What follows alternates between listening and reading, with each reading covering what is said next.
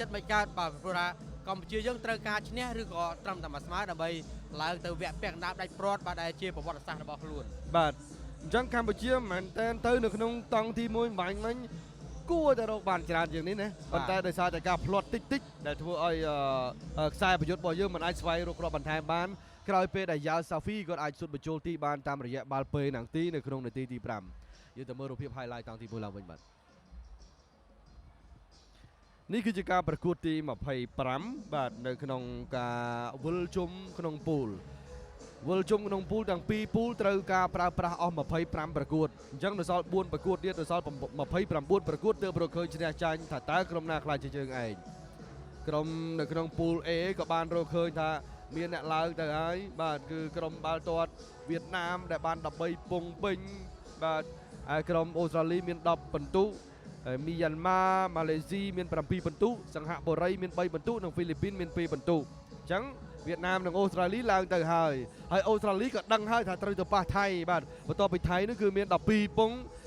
ដែលលេខ1ក្នុងពូល B ត្រូវជួបលេខ2ក្នុងពូល A បាទអញ្ចឹងក៏សម្រុកទៅមកប្រាវគឺខាងទីមកខាងកើតបាទសម្រុកទៅបានមុនជូវិនស៊ីយ៉ូជាយាមអូសបាល់ទៅខាងមុខហើយក៏គាត់ជាយាមទាត់វ៉ូឡេមួយជើងនេះគឺទាត់កាច់បាល់ត្រេមកផុតខ្សែទីតែបាល់ជ្រុងត្រង់នេះបាទនៅពេលដែលលើកដោយសិនកកណាតែទៅមុខហើយបាល់ក៏រីបាល់មកខាងក្រោយទាត់មួយជើងទៅធ្លាយមកខាងក្រោមវិញមិនទាន់ទៅណាឆ្ងាយថែមមួយជើងទៀតប៉ះដៃភឹងអាញាកដាលផ្លុំមួយចែមរាវនេះប៉ះដៃខាងឆ្វេងរបស់ខ្សែការពារហើយយ៉ាវសាហ្វីមិនទុកឲ្យចន្លោះទីនេះអត់ប្រយោជន៍ទេគាត់រកបន្លោះឲ្យធំបន្តិចដើម្បីសុទ្ធបញ្ចូលទីបានសម្រាប់ឲ្យកម្ពុជានៅក្នុងនាទីទី5បាទបញ្ឆោតខាងស្ដាំប៉ុន្តែគាត់ទះកែងជើងមកខាងឆ្វេងយើងមកមើលម្ដងទៀតបាទនៅពេលដែលស៊ិនកកដាព្យាយាមបញ្ជូនបាល់មកបាទគឺកម្ពុជាបានបាល់ជ្រុងច្រើនមែនទែននៅក្នុងការប្រកួតតង់ទី1ហើយបន្តិចទៀតយើងនឹងបានមើលស្ថិតិនៅក្នុងការប្រកួតពេញ45នាទីដំបូងសម្រុកទៀតត្រង់នេះដែលកីឡាករសៀងចន្ទធាបាទនៅក្បែរនឹងទី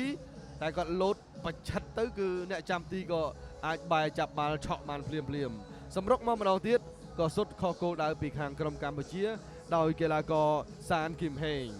ទីមកខាងកើតមិនមែនតែអត់ទេនៅពេលដែលដាច់ត្រង់នេះបែរជាគាត់សុទ្ធមិនផុតពីស្វាយសំណាងអ្នកចាំទី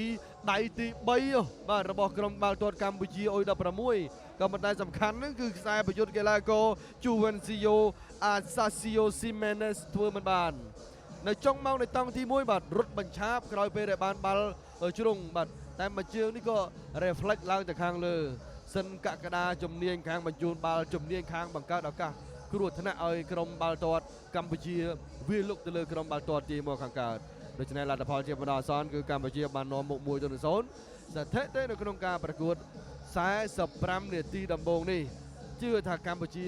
នឹងបានគ្រប់គ្រងបាល់បានច្រើនបាទបន្ទាប់ពីមានការលេងបានយ៉ាងល្អបាទស្ថិតិយកមកមើលបាទ54%ទល់នឹង46%កម្ពុជាបានមួយគ្រាប់បន្ទាប់ពីការសុទ្ធ9ដងចំគោលដៅ4ដងមិនចំគោលដៅ5ដងរីឯទីមមិនមែនអត់ទេបាទ4ដងចំគោលដៅ2ដងមិនចំគោលដៅ2ដងហើយបាល់ corner កម្ពុជាយើងមើល8ដងបាទទល់នឹង3ដងរួមទាំងការពិន័យផ្សេងទីមកក៏អត់2ដងតែក្រុមទាំងពីរលេង fair play តាមរយៈមិនបានទាន់មានកាតអ្វីណាមួយនៅឡើយទេនៅក្នុងតង់ទី1កន្លងទៅសង្ឃឹមថាគោព្រៃកម្ពុជានឹងធ្វើបានល្អនៅក្នុងតង់ទី2ជាបន្តសូមជូនពរទាំងអស់គ្នាហើយសូមតាមដានទាំងអស់គ្នាដោយយកចិត្តទុកដាក់ដើម្បីចូលរួមធ្វើជាសាក្សីនៅក្នុងការបង្កើតប្រវត្តិសាស្ត្ររបស់ក្រុមអាយុក្រោម16ឆ្នាំកម្ពុជាបាទសូមពេលវេលាសម្រាប់បន្តិចសិនរហូតដល់ស្អកកបាទស្អកកជាមួយនឹងការលេងដ៏ល្អរបស់ក្រុមបាល់ទាត់អ៊ុយ16កម្ពុជាបាទនិយាយពីលោកនៅឋាននិយាយរឿងអកកហ្នឹងគឺចង់អកមកដែរចង់អកមកអញ្ចឹងអបអសាទរហើយក៏អបអសាទរឲ្យគាត់រំភើបមែនទែនបាទក្រុមបាល់ទាត់អ៊ុយ16កម្ពុជាដែលបានឈ្នះ3-0លើក្រុមបាល់ទាត់ទីមកខាងកើតឥឡូវកុំឲ្យខាត់ពេលយូរទៅមើលរូបភាព highlight សិនហើយខ្ញុំបាទនឹងជម្រាបជូនអំពីកាលវិភាគបន្តដែលត្រូវប្រកួតបាទក្រោមពន្លឺព្រះច័ន្ទដ៏ស្រទន់ក្នុងថ្ងៃឧបោសថសិលព្រះច័ន្ទពេញវងធ្វើជាសាក្សីឲ្យពួកយើងមែនគឺពួកយើងបានសាងប្រវត្តិសាស្ត្រ បាទការប្រកួតគឺនៅក្នុងតង់ទី1កន្លងទៅយើងរកគ្រាប់បានដោយកីឡាករយ៉ាល់សាហ្វីកាពីតែនក្រុមដោយការបាល់សុទ្ធពេលនឹងទីបាទហើយក្រុមបាល់ទាត់ទី1មិនមែនថាពួកគាត់អត់ឱកាសទេគាត់ប្រឹងមែនទែនតែថ្ងៃនេះគឺក្រេតនេះបានទៅលើអ្នកចាំទីម្នាក់ទៀតគឺស្វាងសំណាងទើបតែលេងលើកដំបូងទេក្នុងការប្រកួតជាលក្ខណៈអន្តរជាតិអុយ16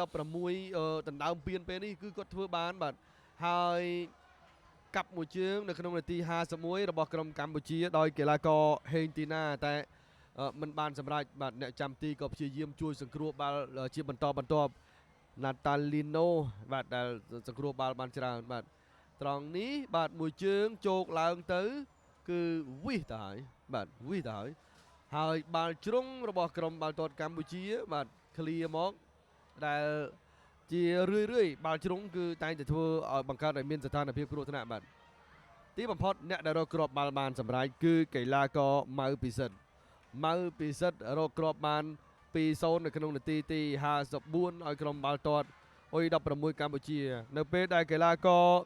សៀងចន្ទធាជាអ្នកបញ្ជូនបាទហើយមានកីឡាករទុនសុំឆៃផងបាទសុំឆៃគាត់ចាប់ផ្ដើមសុទ្ធដែរតែអ្នកចាំទីសង្គ្រោះមកហើយក៏ថែមបានសម្រេចមិនត្រឹមតែសម្រេចប៉ុណ្ណឹងបាទរយៈពេល4នាទីក្រោយមកគឺកីឡាករម៉ៅពិសិដ្ឋក៏រកបានគ្រាប់ទី2គឺឆ្កឹះជើងឆ្វេងបាទគឺយកមកអស់មុំតែហ្មងបាទគាត់ស្ទង់មុំបានច្បាស់ណាស់អស់ផុតដៃអ្នកចាំទីហើយក៏បានគ្រាប់ទី3ឲ្យកម្ពុជាក៏សម្រុកមកជាបន្តបន្ទាប់នៅពេលដែលកំពុងសប្បាយចិត្តថានឹងបានឡើងទៅកាន់វគ្គពាក់កណ្ដាលផ្ដាច់ព្រាត់ជាបន្តបាទវិទៅហើយត្រង់នេះ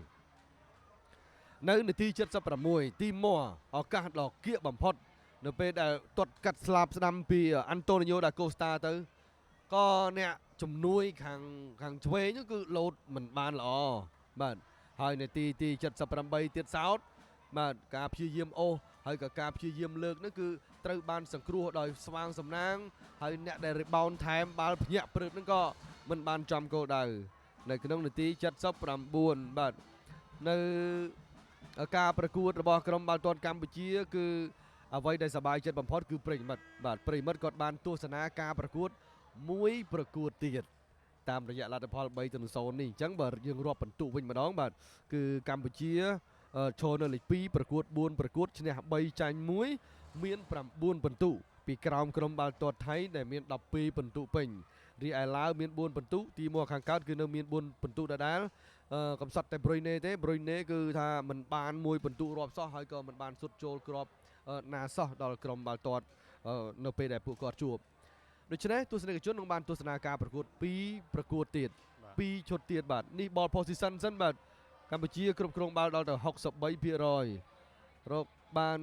3គ្រាប់បាទពីការសុទ្ធដល់ទៅ20ដងទល់នឹងក្រុមបាល់ទាត់មានទីមកខាងកើតសុទ្ធបាន11ដងសถิតិផ្សេងទៀតគឺកម្ពុជាគឺថាមានព្រៀបច្រើននៅថ្ងៃប្រហ័សទី